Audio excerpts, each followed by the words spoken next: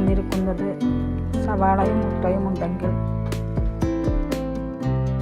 ചോറിൻ്റെ ചപ്പാത്തിയുടെ കൂടെ കഴിക്കാൻ പറ്റുന്ന ഒരു അടിപൊളി മുട്ട വറവുമായിട്ടാണ്. അതിനൊരു ചട്ടി ഞാനിവിടെ ചൂടാൻ വെച്ചിട്ടുണ്ട്. അതിലേക്ക് വെളിച്ചെണ്ണ ഒഴിച്ച് കൊടുക്കാം. ചൂടായ എണ്ണയിലേക്ക് ചെറുതാക്കി തന്നെ സവാള ഇട്ട് കൊടുക്കാം. കറിവേപ്പില ഇട്ട് കൊടുക്കാം. ചെറുതാക്കി തന്നെ ഒരു പച്ചമുളക് ഇട്ട് കൊടുക്കാം. മാടി വരുമ്പോൾ നമുക്ക് ചെറുതാക്കി തന്നെ തക്കാളി ഇട്ട് കൊടുക്കാം.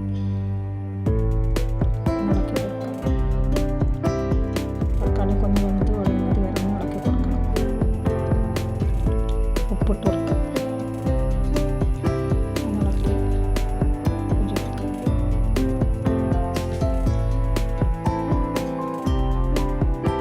നമുക്ക് ഇതിലേക്ക് മഞ്ഞൾപ്പൊടി കൊടുക്കാം, മുളകും പൊടി,